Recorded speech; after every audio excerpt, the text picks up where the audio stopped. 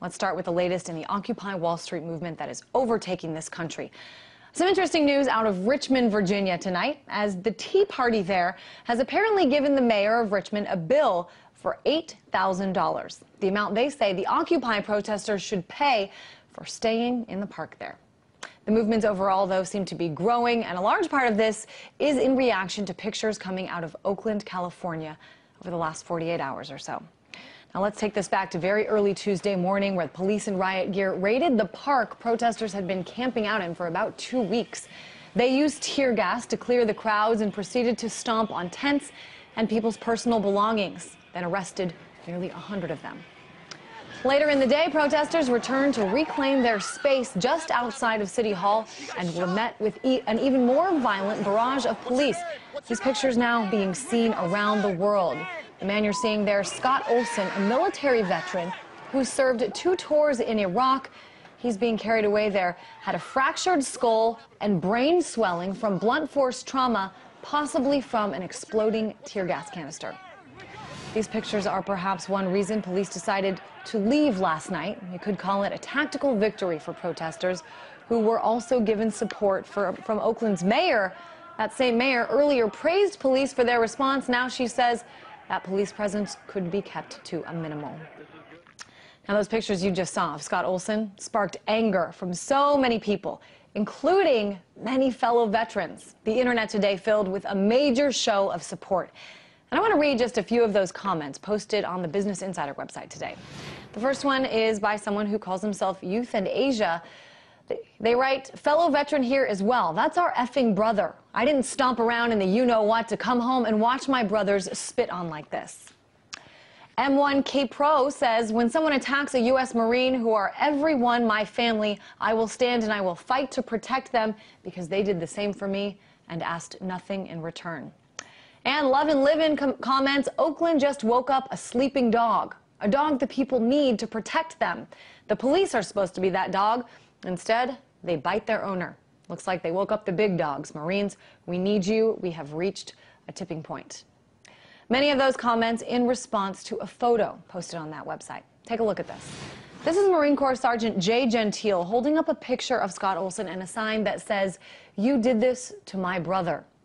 Just a little while ago, I spoke to the man in that photo who also served 2 tours in Iraq. He told me why he took the picture and what it meant to him. That picture, I wish I had the vocabulary to describe the plethora of emotions that I felt when I saw the picture of Corporal Olsen. That picture was taken about 15 minutes after I found out what happened, and I felt a need to express all the various emotions that were going on inside of me. And I knew that I wasn't the only person that felt this way, and I figured I would go ahead and try to be one of the people that was able to express the feelings that they felt. From what I understand, you don't know Scott Olsen, but you also served 2 tours in Iraq. Talk to me, Sergeant, about the relationships of, people who serve in combat zones, whether or not you serve together. What is that? It seems to me there's a very loyal sort of feeling that you build up among and within the military community. Talk to me about this. The boundaries of the English language seem to defy, there are just, honestly, there are no words to express the bond that Marines feel for each other. And this goes across the service, but it's very specific for Marines. Marines regard each other as brothers and sisters, and we mean it. I may not personally know Corporal Olsen, but I know his story. I know what he had to eat when he went to Iraq. I know what his walk to work was like, and I know how it feels to have rockets and mortars flying at you, just like Corporal Olsen does. A lot of people say that Marines are initially broken down and then rebuilt to be Marines. And a lot of us look at that as the start of a new life. So Corporal Olsen started his life the exact same way that I started mine. We are siblings, basically. We will always share a bond together, whether we're active or not. And to see what happened to my brother and I do use that word almost as literally as I can. To see what happened to him just surprised me. I mean, I couldn't believe it. And I immediately felt that bond again. And you know, one of my own was injured. And not injured. You know, both of you served 2 tours in Iraq, and yet the injury that Scott Olsen sustained did not happen in Iraq. It happened here in California.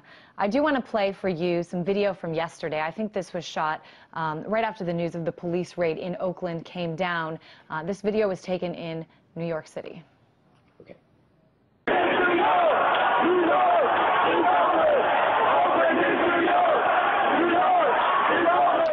So protesters on Occupy Wall Street showing solidarity with those in Oakland, saying Oakland is New York is Oakland. Some people even holding signs that say, "We are all Scott Olsen." I want to get your reaction to this. You talk about the bond between Marines, between people in the military. How does it make you feel to know that across the country, this bond is also stretching just to other protesters? To be honest, I wouldn't expect less from any other American, military or not, veteran or not. I would expect people to feel this bond. We're all here on the planet together, and you know, like it or not, we're all in this together. And I'm thankful and proud to be associated with the people in New York and in cities all across this country that share this bond that I share with Corporal Olsen. I want to get your reaction, Jay. You know, we talk here at RT a lot about the way that this movement has been covered for the last 6 weeks. And one of the Fox News hosts also has a radio show, Sean Hannity. He was interviewing a protester, and he told her that because she came out to protest, that she doesn't believe in liberty or in freedom. We thought this was really interesting, and we found this on YouTube. Somebody asking other veterans to respond to what Sean Hannity said. I'll show you what they said, and then I'll get your response. I think that's the biggest load of I've ever heard. Everybody here loves this country and wants to see it grow and wants to see it better. Is there anything that you specifically would tell him if he was here standing in front of you? I'll tell him off. That's what I would tell him. So it's not just police, it's not just, you know, officers in riot gear, it's also some members of the media who really seem to be stomping, even if not literally, on members of this movement. What do you think about this? Well, specific to Mr. Hannity and his colleagues, I think it's unfortunate that they're informed apparently the same way that the people they speak to are informed. I think if they personally knew the message and knew what was going on, you know, their conscience, or their their conscience would prevent them from broadcasting what they broadcast. I think the majority of, at least what I've seen on Fox News and other, you know, quote, conservative news outlets across the country and abroad, it's not what people think. It's not the message of the Occupy movement. It's just not. It's what I believe they're told to speak about, and I believe what they're told the message is, and they just relay this instead of actually investigating it. Finally, I want to get your reaction. We showed a little earlier in the show some of the reactions that your picture drew. There were so many comments to choose from. We just showed 3 of them to our viewers. Did it surprise you to see that, you know, so many people, it was a simple picture that you took. It wasn't a video, it wasn't a movie, it was a simple photograph that you took that is making its way around the country, maybe around the world, and is generating this response. What do you think about that? I would expect, you know, Marines like myself to feel the same way that I do, and hopefully I just successfully captioned the emotions that they feel along with me. I am a little surprised, well, I'm very surprised by the amount of people that have come out in support of this, and I'm a little overwhelmed. I really wasn't expecting this, but you know, the spotlight shouldn't be on me. The spotlight should be on the ideas that I share with these people. Those ideas, I should say, while I have the opportunity, those ideas including that the police are not against us. The police are not against the movement. The police are not the enemy. It reminds me of my time in the military. Living on a military base in a military town isn't always easy for a military member, whether you're a good person or not. 1,000 people can do great things, and one person can do something terrible. And it's not, Joe Schmo that did that terrible thing. It's a Marine that did that terrible thing. And the way I relate that to the police is it's not the police that are doing this. It's one or two individuals that are part of the police. They happen to be police that did this. The police as a whole are here to protect and serve. They're not all bad people. Many of them probably also made up of former Marines, former Army veterans as well.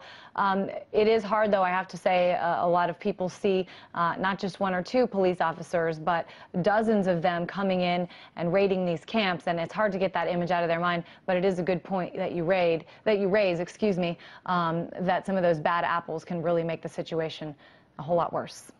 Jay Gentile, former sergeant in the United States Marine Corps, I want to thank you so much for joining us and for taking that picture that has generated quite a discussion around the internet today. Thank you, ma'am. Thank you for having me.